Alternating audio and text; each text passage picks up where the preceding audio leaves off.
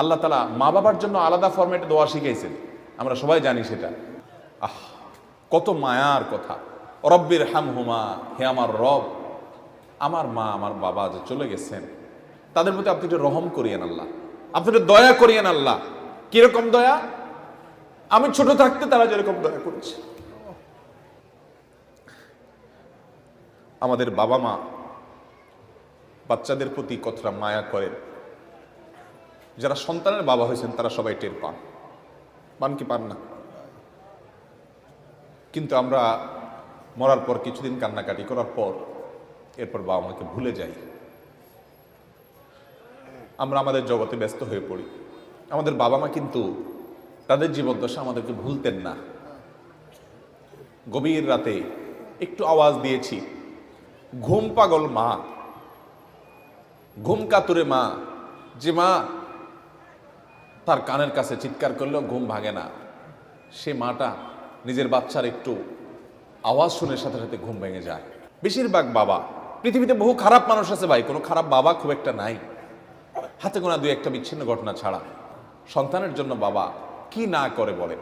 যত বাবা দেখেছেন, আপনারা নিজেরা যারা বাবা আছেন, কোথাও ভালো কোনো খাবার যদি দেয় কেউ, আপনি যদি কোনো জায়গায় যান ভালো কোনো খাবার সার্ভ করা হয়, তো সেই খাবারটা দেখার পর যদি আপনার সন্তান থাকে, সবার আগে মনে পড়ে সন্তানের কথা।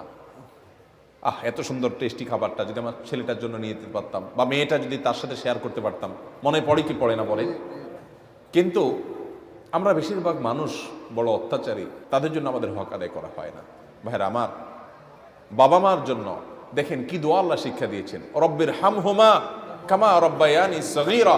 আল্লাহ আমাকে ছোটবেলায় আমার মা যে মায়া করেছেন, আল্লাহ আব্বা জান যে মায়া করেছেন, যে স্নেহ করেছেন, নিজের শরীরের চামড়া দিয়ে যদি জুতা বানিয়ে দেওয়া হয়,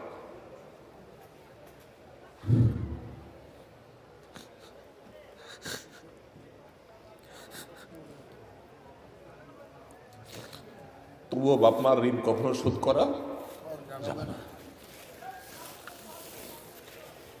আমার চামড়া দিয়ে যদি আমার বাবা মাকে আমি জুতা বানিয়ে দিই, তবুও বাবা মার ঋণ শোধ করা যাবে না। মসজিদে হারামে এক ব্যক্তি তার মাকে কাঁধে নিয়ে হজের মতো কঠিন কষ্টসাধ্য কাজ, একাই চলা যায় না হজে, কোথায় আরাফাত, কোথায় মিনা, কোথায় মুজদালিফা, কোথায় মক্কা, তওয়াফ, সাই,